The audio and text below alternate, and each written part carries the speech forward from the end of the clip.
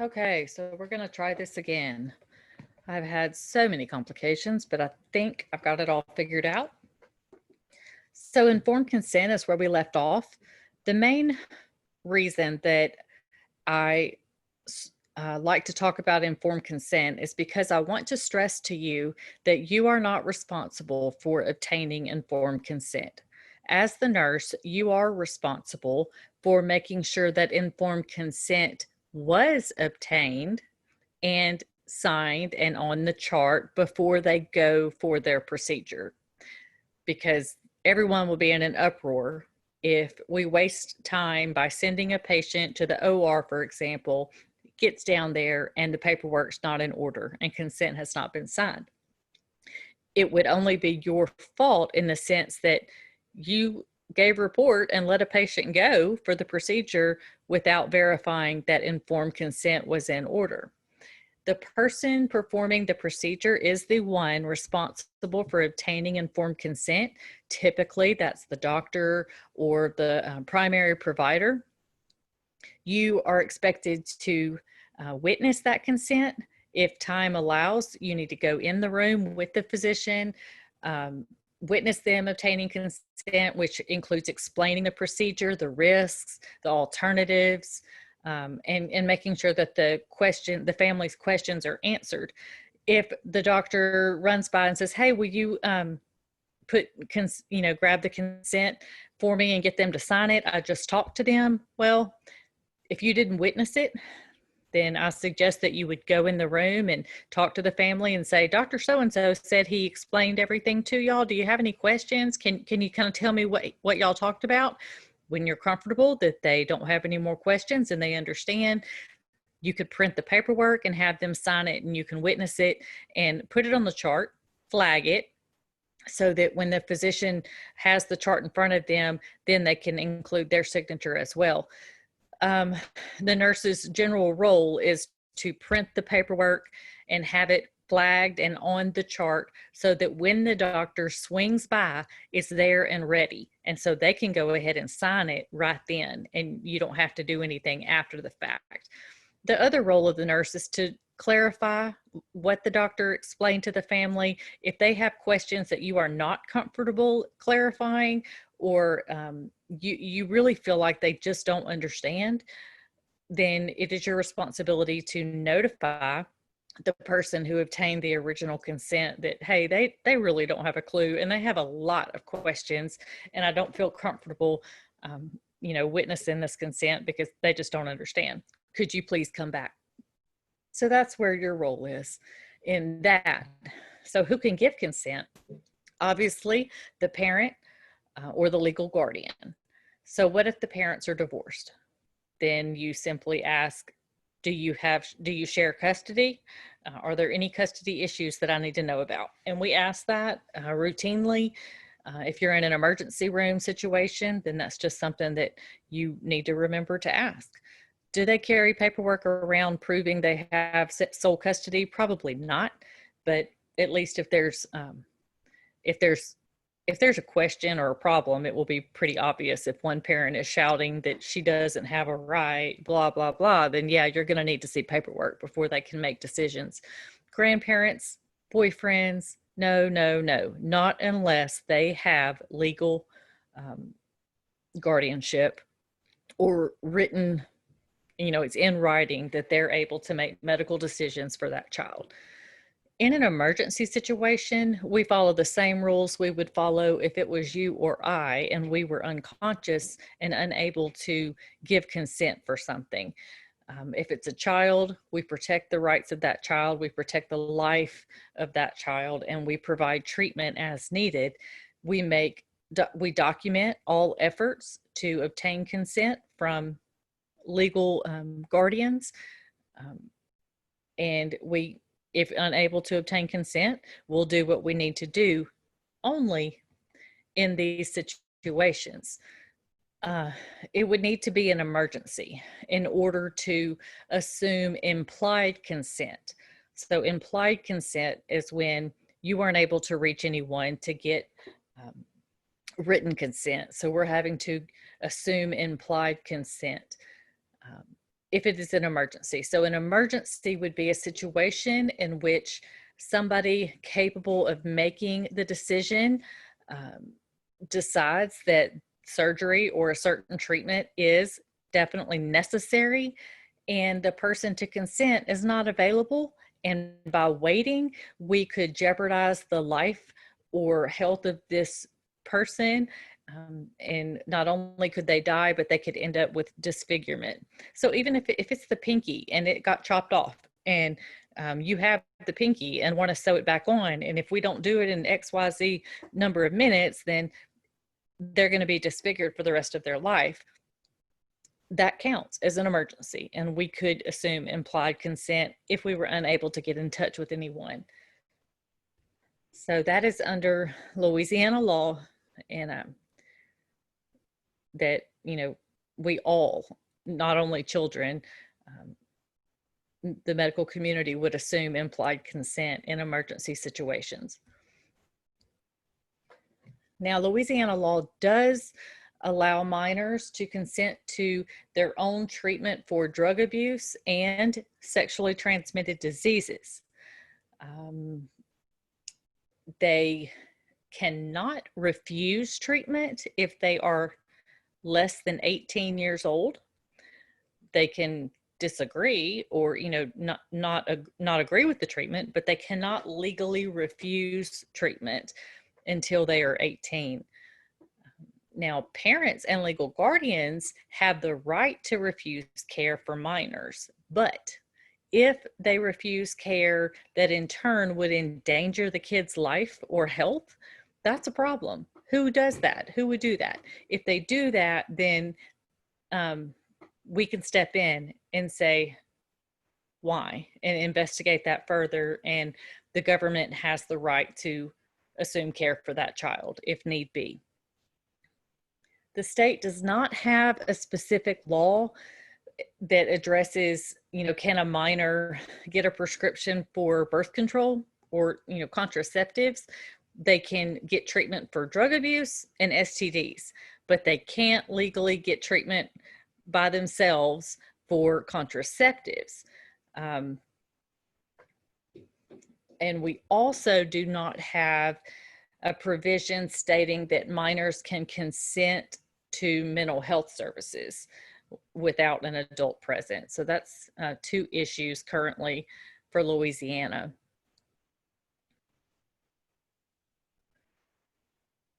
Let's see.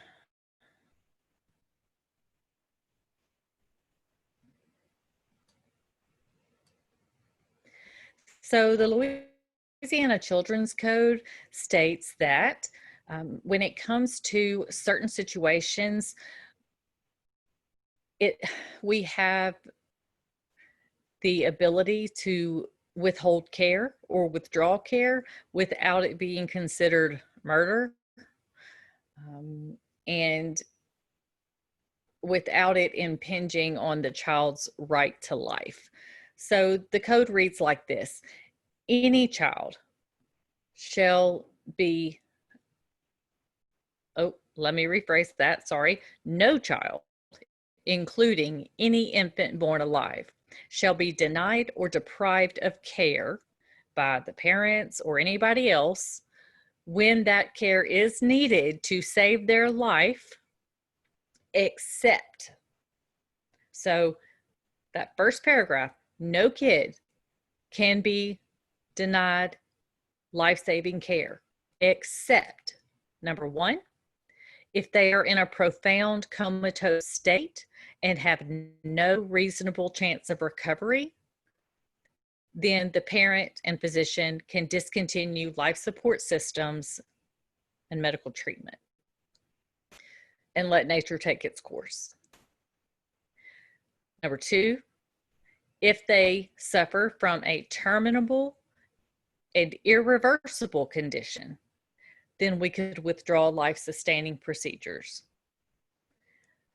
Number three, when the risks to their life to perform said treatment outweighs the benefits for survival. So, for example, yes, we could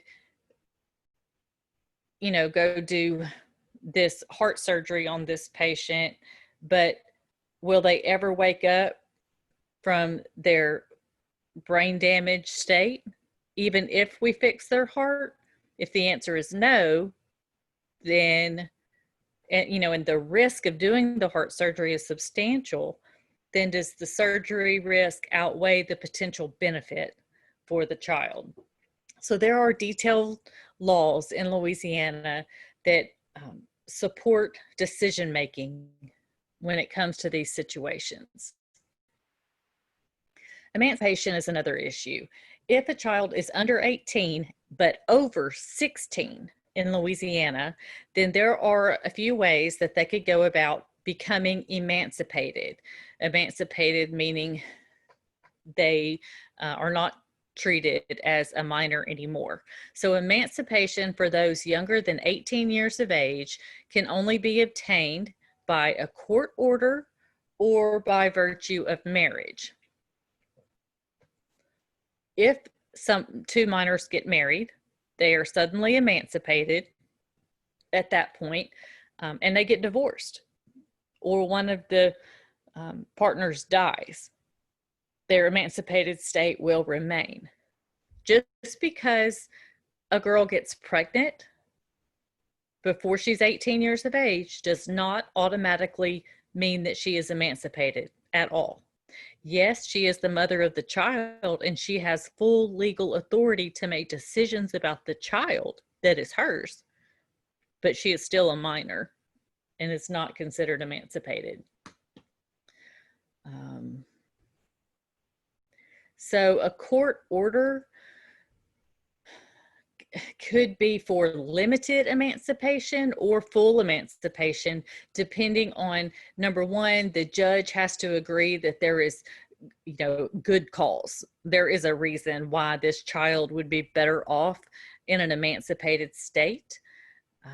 If the judge decides there's a good cause to emancipate the minor, then they can do a full emancipation, which gives them all the legal rights of an adult.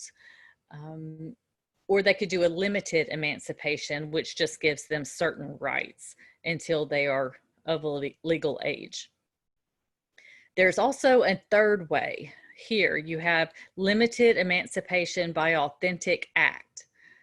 That would be where the parents of a 16-year-old, a child at least 16, and the child themselves agree to a limited emancipation.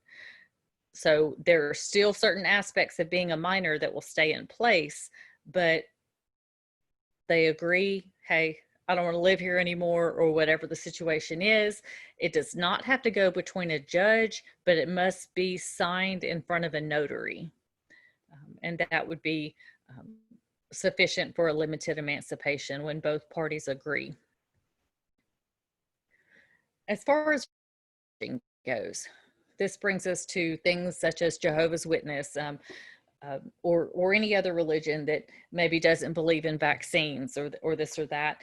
And people want to say, oh, that should be illegal, that they're putting their child at risk, they're putting their child in danger, those parents are being neglectful of the child, we should call social services and have the child taken away from the parents. Okay, so here's what the Louisiana Children's Code has to say about child neglect. Whenever, in lieu of medical care, a child is being provided treatment in accordance with the tenets of a well-recognized religious method of healing, which has a reasonable, proven record of success, the child shall not, for that reason alone, be considered neglected or maltreated. The law continues, however, nothing shall prohibit the court from ordering medical services for the child when there is a substantial risk of harm to the child's health or welfare. So to tell you a little story about that I hope I have not already told you, when I was in PICU and I had been a nurse for many years, I took for granted, I know you will be shocked to say this, but I took for granted that all parents wanted their children to have whatever treatments they needed to keep them alive, including blood products. I had never run across a situation where I had a family refuse a blood transfusion for their child who needed it. I knew it was a possibility. I knew about Jehovah's Witness. I also knew that on the admitting, people ask you those sorts of questions. Do you have any religious preferences? Um, and there's, that screening is supposed to catch things like Jehovah's Witness. The admit nurse also does an admission assessment, and that should catch it. So by the time they get to me, I don't routinely ask or look at the paperwork, didn't get the information and report, so I assumed he could have the blood. So we have a 17-year-old kid laying in the bed with liver failure from an acute illness. The mother's asleep on the couch. They're both very quiet, well-mannered people. I do not have consent on the chart, but honestly, I didn't even check for it. I took a lot of things for granted because I got comfortable, way too comfortable in my job, and I was skipping necessary steps. We have rules for a reason, right? So I go in the room and I hang the blood, but I haven't connected it to him yet. I'm just priming my tubing and this and that. And he looks up and sees what I'm doing. And I look at him and there's tears streaming down his face. And I say, "Oh, what's wrong? What's wrong?" The mother wakes up. She comes to the bedside. She starts to cry as well. And she and her son are holding hands. And I'm just staring at her like, what is wrong? What's going on? And she says, "He is just sad because he won't be able to go to heaven now because of what you're about to do." And that floored me. And I was like, "Whoa, I haven't done anything. What do you mean?" So I said, "I'm not hooking up the blood. I'm so sorry. I'm so sorry." And at that time, then obviously I found out they were Jehovah's Witness. And she asked me to come sit beside her on the couch, and she pulled out her Bible. And she showed me the scriptures that lead to their belief. She read it to me, and it's the same Bible that I have, and she explained to me what they believe. And it wasn't really up for discussion. It wasn't my place to argue that. I just continue to apologize and I say, "I understand. I am so sorry." And there was nothing else to do except admit that I had made a mistake, and I had assumed that it was okay, which is huge. I could have lost my job for that and condemned a poor child's soul to hell as far as he was concerned. So from that point on, I had to quickly confess what I had done, and the doctors were called. There was multiple doctors on the team for this kid. And in the end, they had court in the room. We had a judge and all the appropriate witnesses were there, and the paperwork was drawn up. And, of course, the physicians had discussed with the mother and the son the plan before we held court. The ethics committee had gotten involved, and we had come to an agreement. But to make it official, we had a court hearing in the room. This is within a day or two of all this happening. It happens very quickly. And the decision that was made was that their pastor knew and told the family and us that it would be okay for him to receive albumin. And even though it was a type of blood product, they would allow for him to have albumin, but not red blood cells. So the court determined that we would do as health professionals, we would provide albumin and save blood transfusions as a very, very last life-saving resort. So they clarified also with the mom and the son that if it came to saving his life, we would administer blood. And whether they both agreed to it, but they really didn't have a choice, because at that point the government will step in on that child's behalf. You may not agree with that, but the good thing was, because we were all on the same page and we were all wanting the best what was in best interest psychologically and physically for that child, we never had to give him blood products. He was probably in the hospital a little longer than he would have been if he had gotten the blood originally. We were able to treat with just albumin and other things, and everything was fine. So don't do what I did. Always follow the steps, even when you're comfortable years from now, right? Be sure that you review documentation and advocacy on page 18 and legal issues beginning on page 15.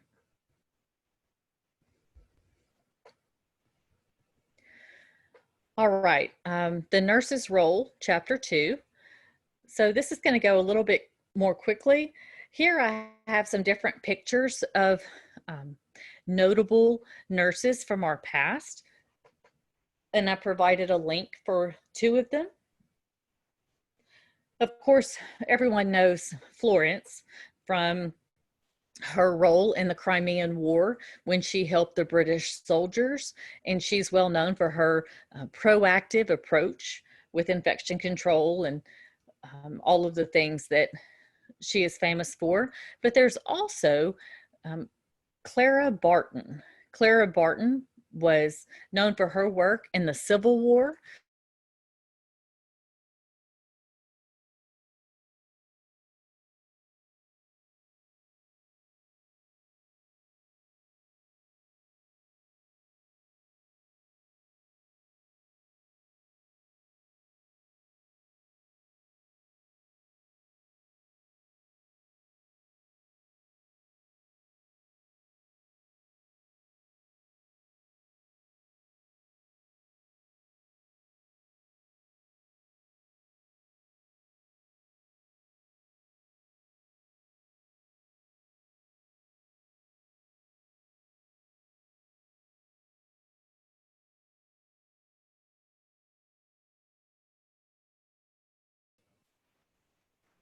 So apparently my internet just kicked me off the computer. So I am hoping and praying that this is recording. I believe I was still recording when it was on this page. I pointed out Florence Nightingale, Clara Barton and her role with the Red Cross, Harriet Tubman nursing the Union soldiers in the Civil War. And then I want to tell you about Clara Bershinger. That is the lady on the top in the top right hand corner here. And I provided a link here that I encourage you to read about her. She works for the International Red Cross and was influential with the Ethiopian famine in the 1980s, specifically in 1986. And she really, her claim to fame is from the devastation that she saw there and how she brought awareness to the world and how she worked with, I think it was Sting maybe. You click on that link, guys. It is just amazing. And she was so traumatized by it. It took her a while before she could even talk about it. But the work that she did was phenomenal. And also I put a link to the girl on the bottom, Mary Eliza Mahoney, in case you want to learn more about her. Of course, we've heard about Harriet Tubman, Clara Barton, Florence Nightingale, but these 2 ladies, just in case you're not totally familiar with what they did, Mary was the first Black nurse, and she was an early ANA member, and she was an avid human rights advocate. So if you want to learn more about Mary Eliza Mahoney, then there's a link there for her. I want to point out here, I want to remind you of some things. The ANA Code of Ethics. When you have your pinning ceremony, if you get to have one, then we quote, we will have you say a pledge out loud, the Florence Nightingale Pledge. As a nurse, you are legally bound to certain expectations of practice that are based on the ANA Code of Ethics. So let me just remind you right here, in case you didn't pay good attention in Nursing 101. The nurse practices with compassion, respect for inherent dignity, worth, and the unique attributes of every person. When you do your med-surg clinical this semester and you're taking care of the elderly woman with dementia who is shriveled, and she is maybe has her hands restrained or has mittens on, and she keeps pulling her gown up or flailing about in the bed where her parts of her body are not covered.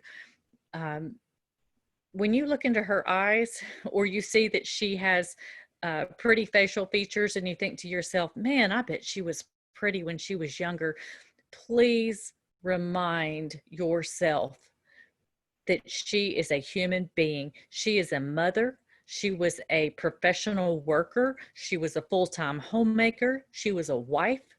She was the boss. Now she is at your mercy. Please do not forget the inherent dignity of your patients.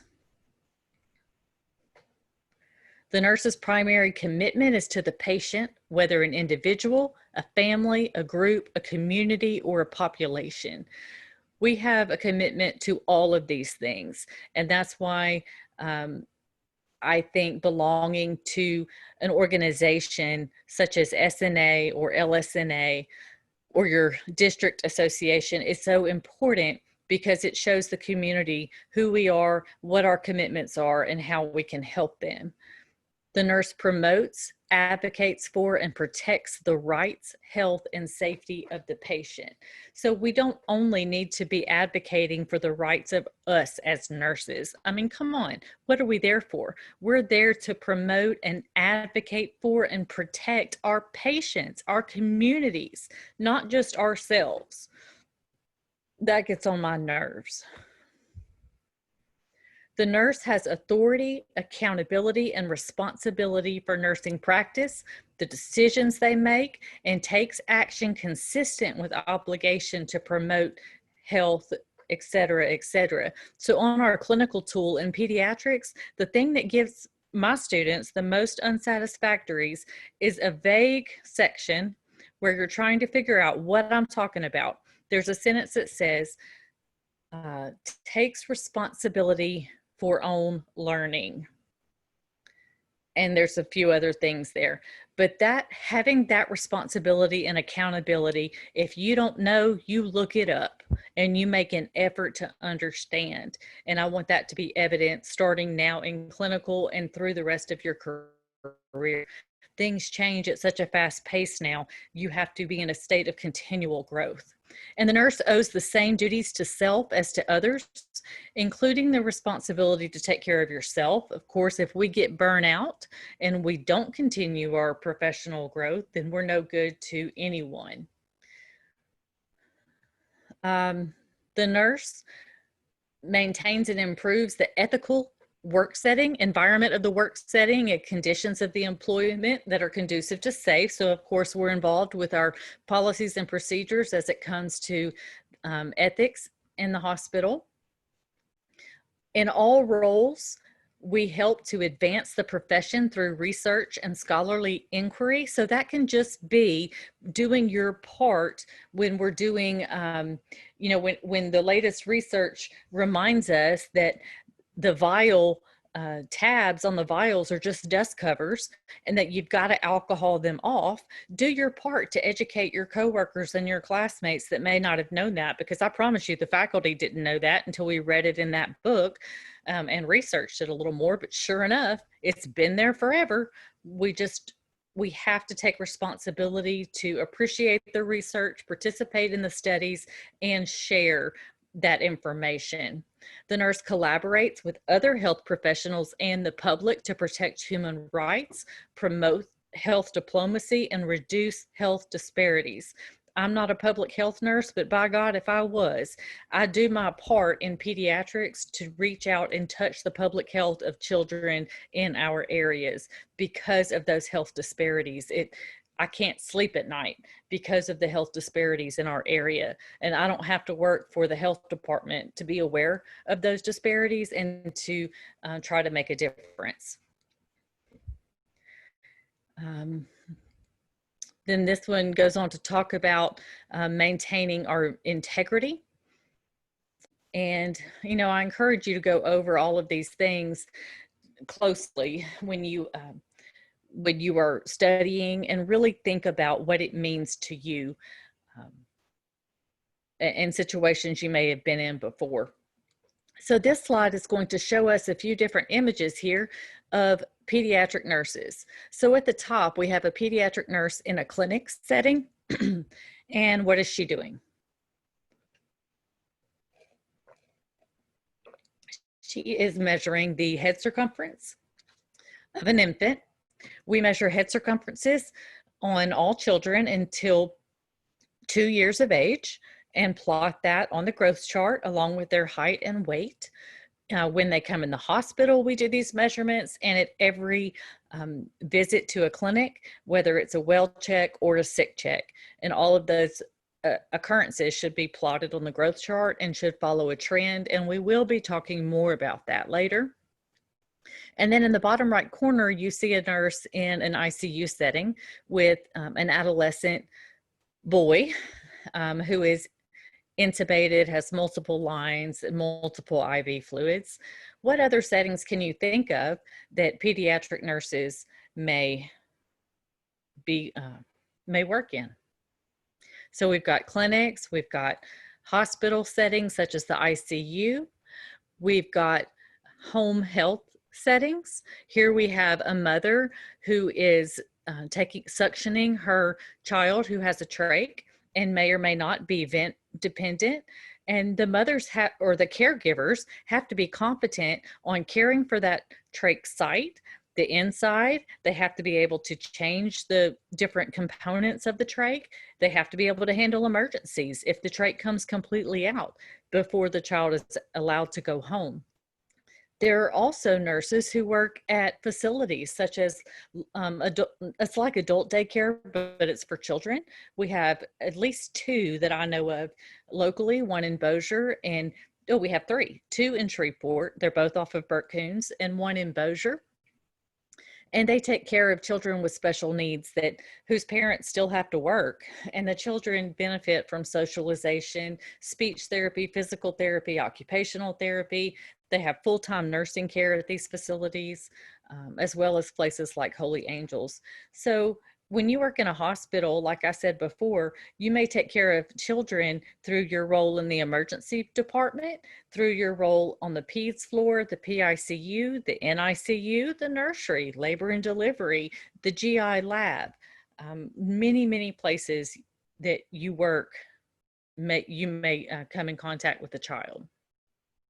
An important role for the pediatric nurse is teaching, educating the family.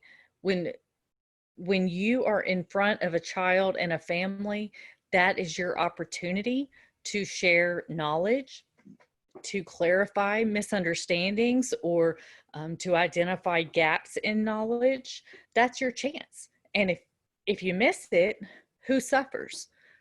If you were unsure of yourself and didn't say something that you had an opportunity to say, or you knew you should have said it, but you just weren't in the mood, you know, who suffers? The child suffers. Please review the nursing process and the section on therapeutic communication and CAM therapy in chapter 2. So CAM therapy is the complementary alternative medicine. There's not a lot about CAM therapy on NCLEX, but you may see something about it, and you'll definitely see it in practice. So review chapter 2, the topics I have already addressed on the slides, as well as the section on the nursing process, therapeutic communication, and CAM therapy. And now we are off to chapter 3, which is about the family. So Shreveport Natchitoches, and Alexandria are considered lowland South cities along the Red River. Each was tied economically to the large plantations in our River Delta area. In Northwest Louisiana, where we are, Shreveport, being the largest city, is home to a broad mix of cultures of British Americans, especially Scots Irish. We have African Americans, Italians, Lebanese, Germans, Greeks, Chinese, and Jews, all just in Shreveport. At one time, all of these pictures on your slide are pictures from Shreveport's historical reserves. At one time, downtown Shreveport had a significant small city merchant community of Italian grocers, Chinese restaurants, Jewish merchants, and a German bakery. Few of those downtown merchants are still there, but Shreveport is still home to their descendants. And then many of you probably know that Minden was formed from a colony of Germans. That colony broke up in 1871, but there are still descendants there from that era. Let's see. Confederate Memorial, this was LSU. Just in case you can't see my mouse, this was LSU when it was called Confederate Memorial in 1953. And I believe this picture of this lady here, I believe she was the first woman that registered to vote. It was either her or this one in Bossier Parish in 1920. It may have been this one.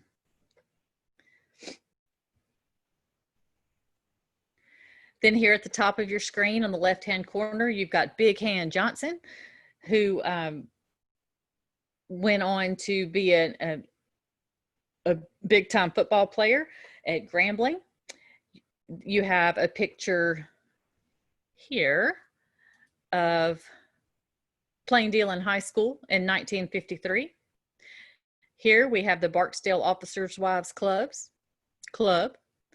Here we have a family reunion at Butler Elementary. And here we have Woodrow Jones on his tractor in the 1950s. So I did this just so that you could see the variety, as if you didn't know, but just the variety of people that we have here in our region of the state. And everybody's different.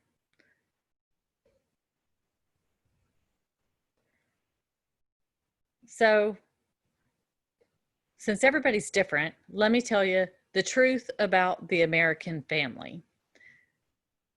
Regardless of what Nick at Night would like for us to believe, the American family is made up of families with 2 daddies or 2 mamas, African American families, families that consist of a husband and a wife and no children, and then your scariest of all families, the families on Facebook who appear perfect. They have it all together. She stays at home, always has her makeup on and her hair done and the house clean, has 2 perfect children, and the dad works at the bank. In this picture, we have an extended family. All of these people want to come to the hospital and visit the sick child. If you walked into your hospital room and you saw these family members gathered around the bed or, sitting about the room, which one would you think would be most important for you as the nurse to gain trust from, to have their respect and their trust in caring for the child. I'm going to assume that this lady here is our mother. This is probably her sister and her that's probably her sister. This is probably her husband and their new baby. And these are some uncles and aunts. Oh, and here's the nanny. There's another sister. And then there's this lady. What about her? Let's assume whether we're in a Chinese culture, an African American culture, or a Caucasian, well, that's a race, but an English culture. Let's assume that she is the grand matriarch of this family. She's the grandma, and if she doesn't agree with what's going on, no one's going to be happy in this family. So the point of this slide is to care for the child, you have to recognize your stakeholders. The most important stakeholders, you have to get them on your team. Because no matter what you do, when you walk out that door, if they don't agree, it's not going to be followed through with. Whether it's having a child press the PCA button to deliver pain medications post-op, if they don't agree with what you just told the child and you didn't properly explain and share your knowledge and educate on why you feel it's important for the child to use the PCA, then when you walk out, they're going to say, if you push that button, I'm going to beat your butt. I have seen it happen. I've had a child look at me frozen stiff with tears in their eyes and tell me they are not hurting.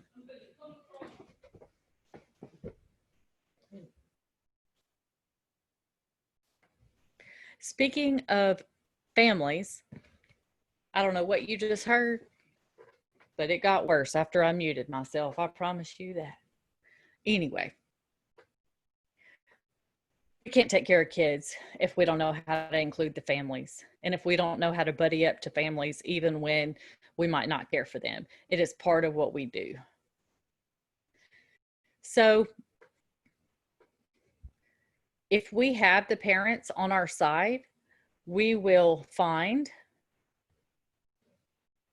that it is definitely mutually beneficial. This picture shows you a treatment room in which you have two nurses holding the child in the right position necessary to start an IV, and the other nurse is tearing her tape and finishing up the taping process. And then you have the mother at the head of the bed. She is not helping to restrain the child, but she is in the child's line of sight and is there to console the child, you know, put the pacifier in the mouth, talk to them, whatever it is that needs to happen. It is harder on everyone when you refuse to let the parent join you because they are imagining horrendous things occurring behind that closed door. And if they were just in the room and could see what you were doing and how the care that you were taking and what you were doing, even though it is distressing, it works out much better in the end for everyone. There are different parenting styles. Just be sure that you're familiar with the parenting styles. This is why you had to have developmental psychology. One of the things, the first 10 chapters basically is a review, especially the latter part of the chapters, is a review of developmental psychology. But it may have been a while for some of you. So we have found that if we skip these chapters and don't review them, it hurts you in the long run and on the test. So with the parenting, why do you need to care? You're there to nurse the child, not judge parenting styles. But if a child is responsive to an authoritarian parent because that's what they were raised with, that's what they know, that's what they have learned to fear, then that's how they're going to best respond to you as a nurse. If they have a very permissive parent that lets the child make the rules it's not your job to explain to the parent that that's not good parenting, but you need to recognize that that is how the child is being raised, and you've got to work with that to figure out how to get cooperation from the child in order to make the child and the parents compliant with care and the things that are necessary. It's just, some of these things will make a lot more sense when you're in that situation in the hospital and you have a kid that wants to scream and yell and throw tantrums and say no, and you've got things that you need to get done, and you're having to remind yourself that about the parenting styles and how you should best address this situation. How do you get things accomplished without upsetting things more than they already are? So there we go. Families must be understood in their own context. I quoted that, I believe, from your textbook. The point is, they have to be understood in their own context, not yours. They don't care how you do your family, especially if they're in a critical situation with their child. Even if their child has only been admitted to the hospital for dehydration, how many days of work have the families had to miss? Who's taking care of their other children at home? How sick with worry and guilt are they over what led to this hospitalization for their child? What's running through their head? So to us, it may just be a simple GI illness with dehydration, but to the parents, this is a huge event in their life that can be, traumatic if it has caused a lot of chaos in the background. So what can we do to help? We can focus on the family's strengths, that the different family members. So for example, if a family, if a parent or whatever the primary caregiver that is there says to you, I feel helpless, I feel like there's nothing I can do, I feel guilty, and they're telling you all of this, have your eyes open to what they do seem to be getting accomplished, what they seem to excel at, that they don't even recognize. When the child responds to that caregiver, what types of things bring a positive response from the child? Is the parent good at calming the child? Is the parent good at telling stories or helping the child take their medicine? Is the parent good at making phone calls and keeping everyone updated? Whatever it is, instead of focusing on their downfalls with them, try to find a strength and say, hey, I really noticed that little Bobby loves it when you do this and that, and you're really good at that. And, I think you're doing great. And try to point out their strengths. If the parents fall apart or the caregivers fall apart, then the child will fall apart. When it comes to race and ethnicity with children, as a pediatric nurse, we, of course, with the ethnicity, we understand that it's important we recognize different backgrounds from a cultural sense that families may come from, because of traditions that they have that need to be respected, traditions that they have that need to be understood, so that you don't get in a very uncomfortable situation. As far as race goes, there are certain biological traits, such as sickle cell, that we, in a lot of certain anemias and hematologic disorders other than sickle cell, some of the hemophilias and just different things that we'll get into later that are more dominant in those of Mediterranean descent, for example. So there's also some incidences of certain pain receptors, or not pain receptors, but the ability to convert codeine. This is an enzyme that some races are more prone to not have. And we'll talk about that in the pain chapter. So review that section of your book that talks about culture and race. So the things that the nurse needs to know for sure when taking care of a child: who out of those pictures that we looked at, who is the primary decision maker for this family? Do the older family members have more influence? Which family members should teaching be focused on, so that we don't waste our time teaching a family member that has very little influence on the family unit and or on the child? Of course, are there any language barriers? Talking about language barriers, don't forget that medical jargon in itself can be a language barrier, and make sure that you're aware of, make sure they can read. Consider nonverbal communication. That means you need to have your eyeballs open, observing nonverbal communication in case, well, there are always clues in that, but some clues can be more detrimental to a child's care than others.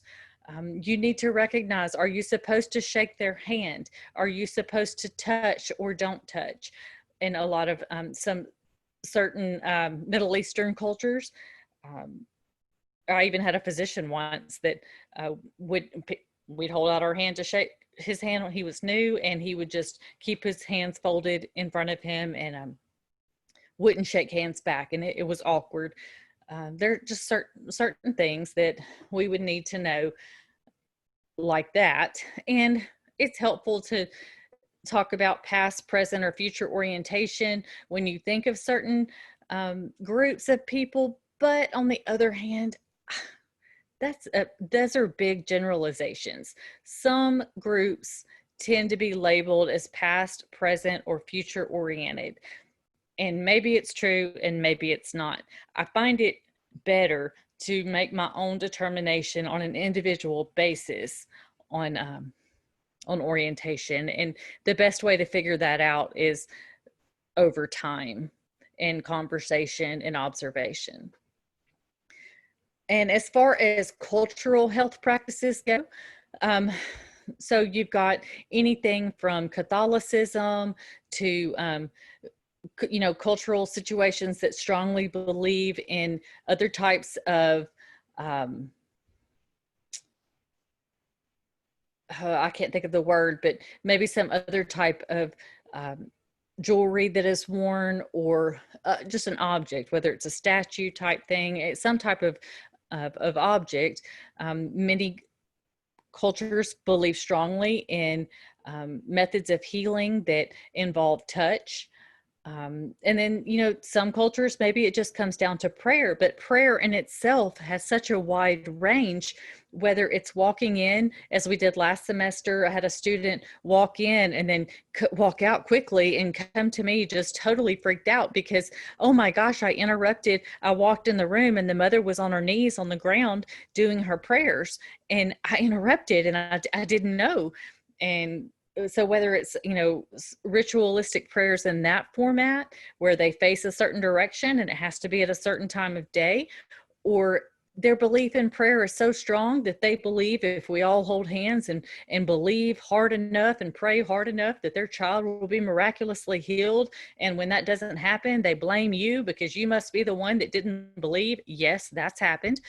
Or just you being the nurse, them appreciating what you've done for their child and knowing that you care for them. They invite you when the pastor visits to come in and hold hands while the pastor prays over the child. And it's just as simple as that. Do you participate or do you not? Well, here's my thing.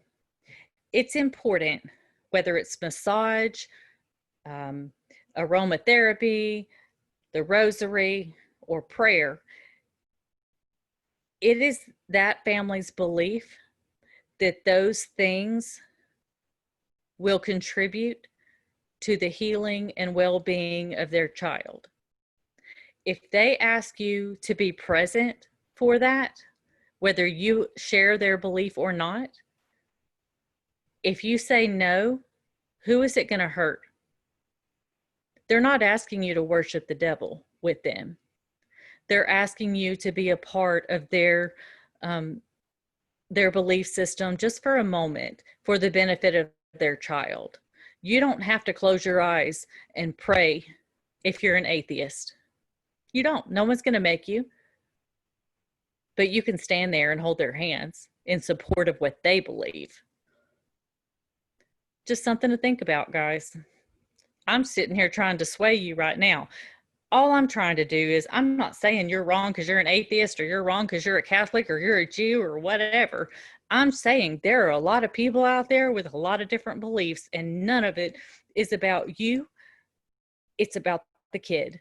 And we do what we've got to do to help children and families heal.